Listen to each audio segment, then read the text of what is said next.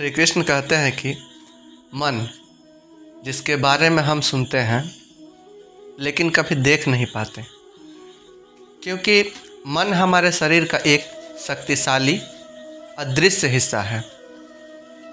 ये मन ही तो है जो मनुष्य में तरह तरह के भाव उत्पन्न करता है और मनुष्य उसी के अनुसार व्यवहार करता है। मन मनुष्य को अपने जाल में इस कदर फंसा के रखता है कि मनुष्य लाख कोशिश करके भी अपने मन पर काबू नहीं कर पाता। मन काफ़ी शक्तिशाली है, वह मनुष्य को अपने अधीन रखता है और हमारा मन हमें चाहता रहता है। मन मनुष्य को घमंड की मदिरा पिलाकर मदहोश करने की शक्ति रखता है। मन मनुष्य को जीवन के अंत तक अपने जाल में फंसा के रखता है, जिस कारण से मनुष्य सदा जीवन के मोह माया में फंसा रहता है। हर मनुष्य की आत्मा के अंदर परमात्मा का प्रकाश है और उस परमात्मा का साक्षात्कार करने के लिए मनुष्य को अपने मन पर नियंत्रण करना चाहिए।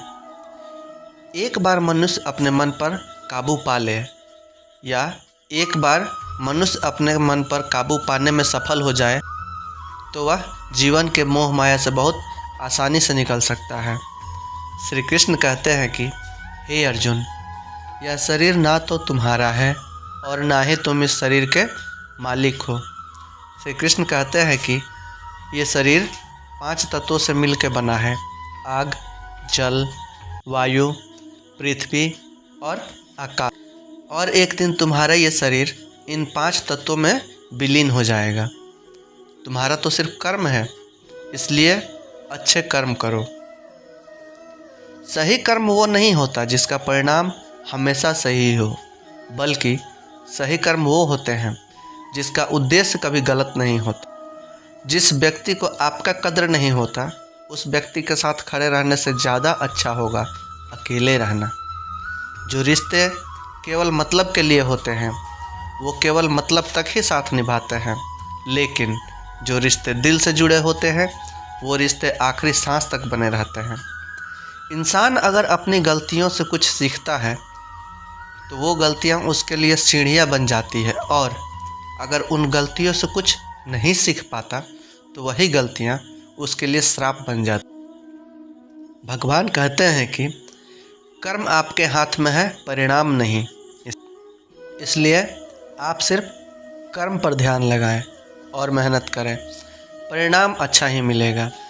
श्री कृष्ण छोटी सी उंगली से पूरा गोवर्धन पर्वत उठा लेते हैं और उन्हीं हाथों से बांसुरी भी पकड़ते हैं। बस दोनों में इतना सा अंतर है, पराक्रम और प्रेम का। पराक्रम और प्रेम का जब आपसी संबंध हो तो पराक्रम नहीं, प्रेम दिखाना ज़्यादा उचित होता है।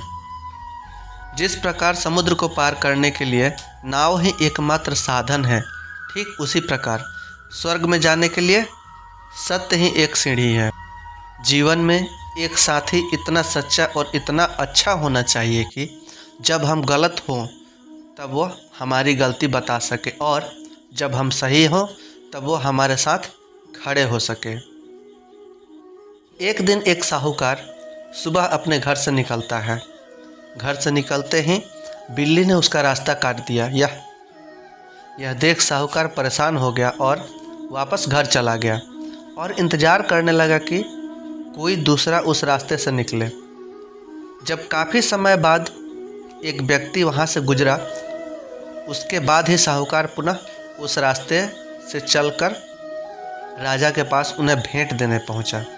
इस तरह राजा तक पहुँचने में उसे बहुत समय लग गया था, और जब वो राजा के पास पहुँचा तब राजा बहुत ज़्यादा क्रोधित हो गए, क्योंकि वो उस तय समय पर नहीं पहुँच सका जो समय राजा ने उसके लिए तय किया था। इसलिए राजा ने उस साहूकार का व्यापार बंद करवा दिया। इस कारण साहूकार क्रोधित होकर घर पर अपनी पत्नी से लड़ पड़ा और उसकी पत्नी अपने बच्चों को लेकर अपने मायके चली गई। और अब उस साहूकार के जीवन में केवल अंधकार रह गया। अंततः वो सभी घटनाओं का कारण वो उस बिल्ली को मान रहा था जिस बिल्ली ने उसका रास्ता काटा था। बिल्कुल ऐसे ही एक दूसरा साहूकार जो राजा से मिलने तय समय पर निकलता है और उस साहूकार का भी रास्ता एक बिल्ली काट देती है।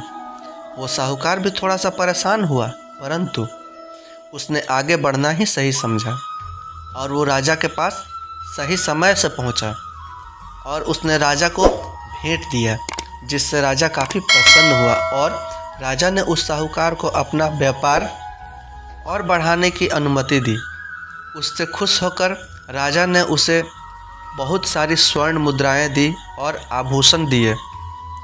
साहूकार खुशी खुशी अपने घर पहुंचा और उसने कुछ आभूषण अपने पत्नी को दिया और अपने बच्चों के लिए नए कपड़े बनवाए। अब उसके घर में चारों तरफ हंसी खुशी का माहौल था।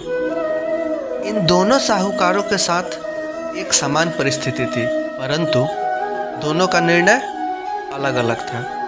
ऐसे ही हमारा जीवन है। हमारे जीवन में भी कई समस्याएं आती हैं, परंतु उससे भी ज़्यादा हमारी सोच ज़्यादा महत्वपूर्ण होती है। हमारी सोच ही हमारे जीवन को नया आयाम देती है। इसलिए अगर हम अपनी जीवन को आनंदमय बनाना चाहते हैं तो सकारात्मक सोच रखना चाहिए। इसलिए हमें अपने शरीर और इसकी इच्छाओं से ऊपर उठकर आत्मा की शांति के लिए कर्म करना चाहिए।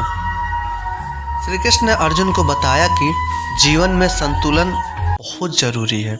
उन्होंने कर्म योग, भक्ति योग और ज्ञान योग के महत्व पर जोर दिया है। उन्होंने कहा है कि जो व्यक्ति मन और आत्मा का संतुलन बना लेता है वही सच्चे सुख की प्राप्ति करता है।